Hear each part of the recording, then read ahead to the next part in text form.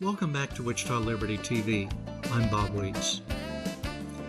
Well, another thing that a tax increase in Wichita might be used for is economic development. That is, paying subsidies to companies so that they will provide jobs in Wichita.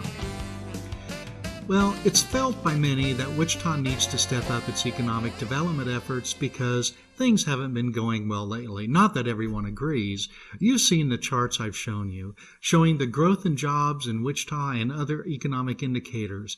When we compare Wichita with the nation as a whole and with what we call our visionary peer cities, Wichita is almost always in last place.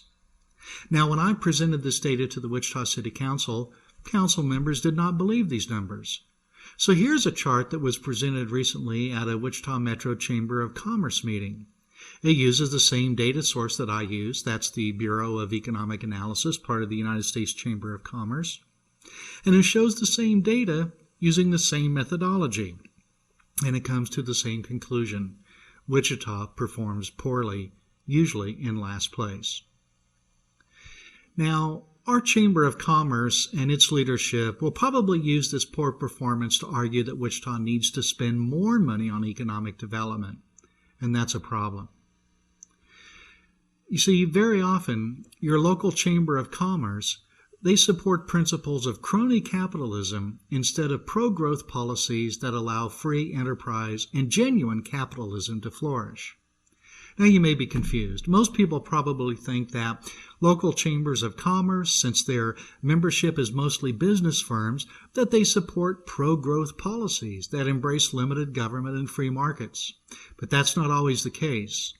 Here, in an excerpt from his Wall Street Journal article titled Tax Chambers, Stephen Moore explains. He wrote, The Chamber of Commerce, long a supporter of limited government and low taxes, was part of the coalition backing the Reagan Revolution in the 1980s. On the national level, the organization still follows a pro-growth agenda. But thanks to an astonishing political transformation, many chambers of commerce on the state and local level have been abandoning their goals.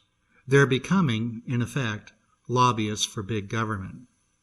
In as many as half the states, he continues, state taxpayer organizations, free market think tanks, and small business leaders now complain bitterly that on a wide range of issues, chambers of commerce deploy their financial resources and lobbying clout to expand the taxing, spending, and regulatory authorities of government.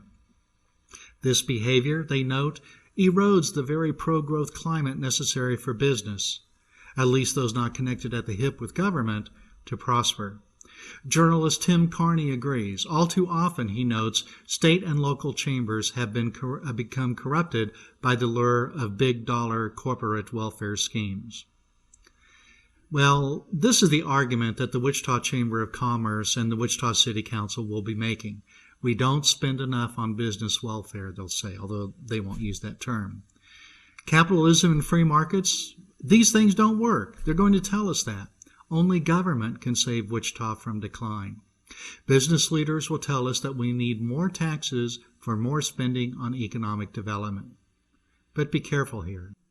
There's a difference between business leaders and capitalists.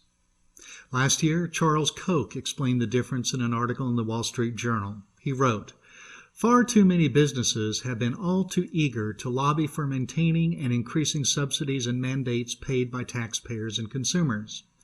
This growing partnership between business and government is a destructive force, undermining not just our economy and our political system, but the very foundations of our culture.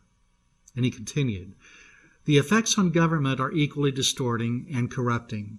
Instead of protecting our liberty and property, government officials are determining where to send resources based on the political influence of their cronies. In the process, government gains even more power, and the ranks of bureaucrats continue to swell. Now, in his article, Charles Koch makes an important observation when he defines cronyism. He says, we have a term for this kind of collusion between business and government. It used to be known as rent-seeking. Now we call it cronyism. Rampant cronyism threatens the economic foundations that have made this the most prosperous country in the world. You regular viewers know that we have a problem with cronyism in Wichita. This is exemplified by incidents like where a mayor votes to send millions of taxpayer dollars to a man who owns movie theaters, and then the mayor sells his barbecue sauce in those very movie theaters. It's when a real estate developer lists the mayor and city manager as business references when bidding for a city project and thinks that no one will care or notice. It's when a city council member receives thousands in campaign contributions from an out-of-state construction company right at the time he votes to award a contract to that company. And it's when the city council votes to give overpriced, no-bid construction contracts to their significant campaign contributors. In other words, instead of allowing people to direct resources to where they believe they will be most useful, our local government directs resources to their cronies, where it's most useful for their political careers. Now, I'm of the opinion that this has harmed Wichita's economic growth, contributing to one of the reasons why Wichita is the bottom line in the charts we've seen. But many of our business leaders and almost all of our political leaders propose more of the same. Yeah, that's right. Instead of focusing on things like water and sewer pipes, government wants to raise taxes so that it can direct more of our economy for us. Having neglected our water and sewer infrastructure to the point where the mayor says we need to spend at the rate of $70 million per year for the next 30 years, our city leaders are going to ask us for more tax money so that they can try to fix the Wichita economy. Well, returning to Stephen Moore's article in the Wall Street Journal, he quotes John Caldera of the Independence Institute in Colorado. He says, "I used to think that public employee unions like the National Education Association were the main enemy in the struggle for limited government, competition, and private sector solutions. I was wrong. Our biggest adversary is the special interest business cartel that labels itself the business community and its political machine run by chambers and other industry associations." So let's ask our business and political leaders a few questions. First, will we acknowledge Wichita's poor economic performance, or will we continue to ignore the facts and statistics?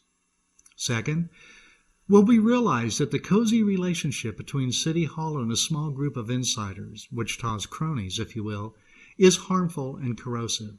And then third, will we realize that free enterprise and capitalism work better than cronyism?